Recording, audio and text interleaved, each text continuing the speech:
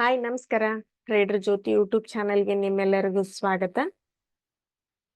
ಇವತ್ತು ಒಂದು ಮುಖ್ಯವಾದ ಒಂದು ಟಾಪಿಕ್ ಬಗ್ಗೆ ಒಂದು ಸ್ವಲ್ಪ ಇಲ್ಲಿ ನಿಮ್ಗೆ ಹೇಳ್ಕೊಡ್ತಾ ಇದ್ದೀನಿ. ಯಾವ್ದತ್ತಂದ್ರೆ ಅದು ರೆಸ್ಟೆಂಟ್ ಲೈನ್ ಮತ್ತು ಡಿಮ್ಯಾಂಡ್ ಝೋನ್ ಅನ್ನು ಯಾವ ರೀತಿಯಾಗಿ ನಾವು ಇಲ್ಲಿ ಚಾರ್ಟ್ ಅಲ್ಲಿ ಹಾಕ್ಬೇಕು, ಆ ರೆಸ್ಟೆಂಟ್ ಮತ್ತು ಡಿಮ್ಯಾಂಡ್ ಝೋನ್ ಅನ್ನು ಯೂಸ್ ಮಾಡಿಕೊಂಡು ಯಾವ ರೀತಿಯಾಗಿ ನಾವು ಇಲ್ಲಿ ಮಾರ್ಕೆಟ್ ನಲ್ಲಿ ನಾವು ದುಡ್ಡನ್ನ ಮಾಡಬಹುದು ಆ ಲೈನ್ ಗಳನ್ನ ಯೂಸ್ ಮಾಡಿಕೊಂಡು ಅನ್ನೋದ್ರ ಬಗ್ಗೆ ಒಂದ್ ಸ್ವಲ್ಪ ಈ ವಿಡಿಯೋದಲ್ಲಿ ನಿಮ್ಗೆ ಹೇಳ್ಕೊಡ್ತಾ ಇದ್ದೀನಿ. ಇದು ಬಿಗ್ನರ್ಸ್ಗೆ ಒಂದ್ ಸ್ವಲ್ಪ ತುಂಬಾ ಒಂದು ಹೆಲ್ಪ್ಫುಲ್ ಆಗಿರುವಂತ ಒಂದು ವಿಡಿಯೋ ಆಗಿದೆ.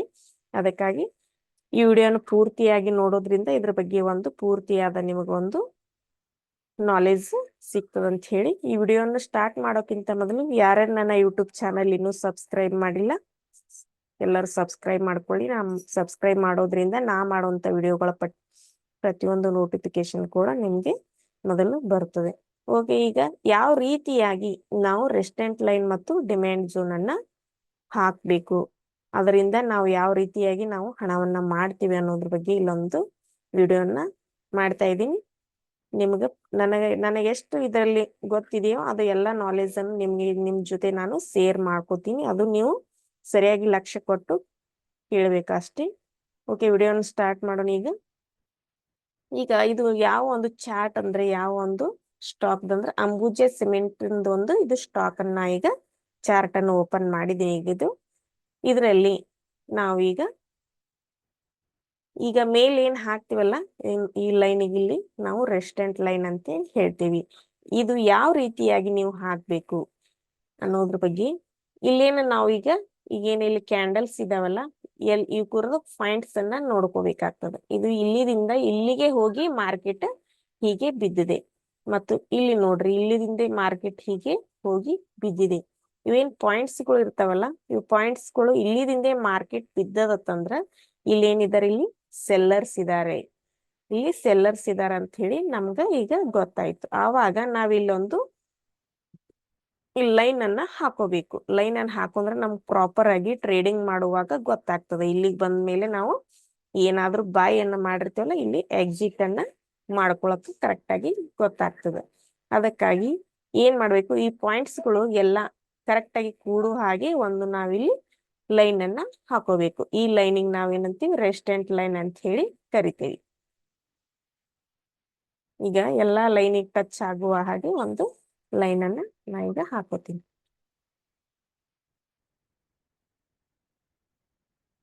ಇಲ್ಲಿ ನೀವು ನೋಡ್ಬೋದು ಈಗ ಈ ರೀತಿಯಾಗಿ ನಾವೊಂದು ಇಲ್ಲಿ ರೆಸ್ಟೆಂಟ್ ಲೈನ್ ಅನ್ನ ಹಾಕೊಂಡೆ. ಈಗ ಇಲ್ಲಿ ಇದೇನಿದೆ ಅಲ್ಲ ಮಾರ್ಕೆಟ್ ಇಲ್ಲಿ ಟಚ್ ಆದ್ಮೇಲೆ ಅಂದ್ರೆ ಈ ರೀತಿಯಾಗಿ ಬೀಳ್ಕೊತ್ ಬಂದಿದೆ. ಈ ಪ್ರತಿಯೊಂದು ಕೂಡ ಇಲ್ಲೇನಿದೆ ರೆಸ್ಟೆಂಟ್ ಲೈನಿಗೆ ಇಲ್ಲಿ ಹೋಗಿಯೇ ಈ ತರ ಬೀಳ್ಕೊತ ಬಂದಿದ್ದೇವೆ. ಇವೆಲ್ಲ ಈ ತರ ಕೂಡುವ ಹಾಗೆ ಒಂದು ಲೈನ್ ಅನ್ನ ಹಾಕೊಂಡ್ವಿ. ಇದಕ್ಕೆ ನಾವೇನಂತೀವಿ ರೆಸ್ಟೆಂಟ್ ಲೈನ್ ಅಂತ ಹೇಳಿ ಹೇಳ್ತೀವಿ. ಅದೇ ರೀತಿಯಾಗಿ ಇಲ್ಲಿ ಡಿಮ್ಯಾಂಡ್ ಝೋನ್ ಅನ್ನ ಈಗ ನಾ ಹಾಕ್ತಾ ಇದ್ದೀನಿ. ಇಲ್ಲಿಯೂ ಕೂಡ ಕೆಳಗಡೆ ನಾವು ಈ ಲೈನ್ ಗಳ ಟಚ್ ಆಗುವ ಹಾಗೆ ಇಲ್ಲೊಂದು ಲೈನ್ ಇದೆ. ಇಲ್ಲಿಗೆ ಮಾರ್ಕೆಟ್ ಈ ರೀತಿಯಾಗಿ ಏನ್ ಟಚ್ ಆದ್ಮೇಲೆ ಇಲ್ಲಿ ಕೆಳಗಡೆ ಬಂದು ಇಲ್ಲಿಂದ ಮತ್ತೆ ಮಾರ್ಕೆಟ್ ಏರ್ಕೊತಾ ಹೋಗ್ಯದ.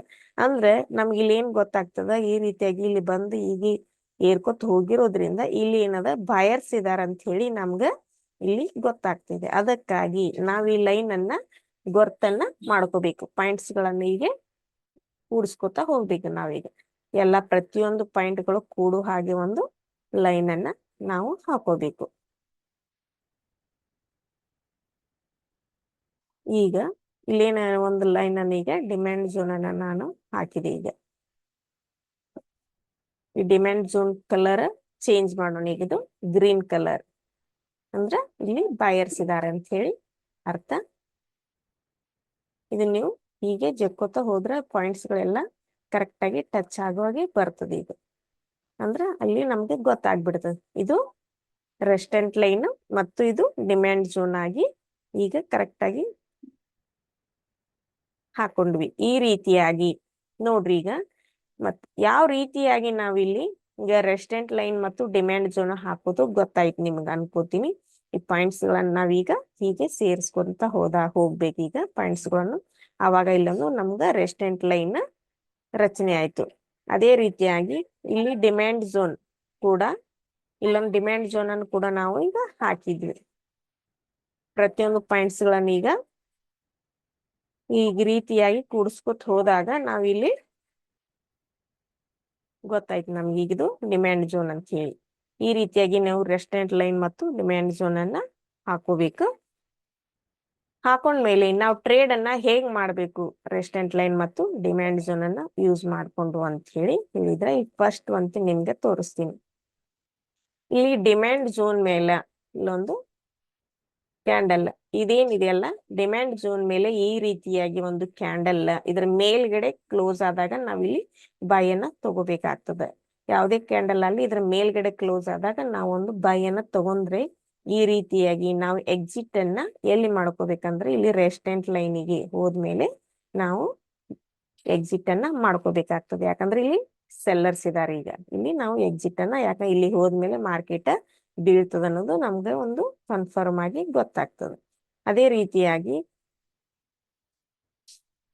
ಇಲ್ಲಿದಿಂದ ಇಲ್ಲೇನಿದು ನಾವು ಈಗ ಒಂದು ಬಾಯನ್ನ ಮಾಡಿದ್ವಿ. ಇಲ್ಲಿ ಹೋದ್ಮೇಲೆ ನಾವು ಎಕ್ಸಿಟ್ ರೆಸ್ಟೋರೆಂಟ್ ಲೈನ್ ಹೋದ್ಮೇಲೆ ಎಕ್ಸಿಟ್ ಅನ್ನ ಮಾಡ್ಕೊಂಡ್ವಿ. ಅದೇ ರೀತಿಯಾಗಿ ನಾವು ರೆಸ್ಟೋರೆಂಟ್ ಲೈನ್ ಇಂದ ಮಾರ್ಕೆಟ್ ಇಲ್ಲೊಂದು ಕ್ಯಾಂಡಲ್ ಕ್ಲೋಸ್ ಆಯ್ತು ಮತ್ತು ಇಂಡಿಸೆಂಟ್ ಕ್ಯಾಂಡಲ್ ಕೂಡ ಇಲ್ಲಿ ಫಾರ್ಮ್ ಆಗಿದೆ.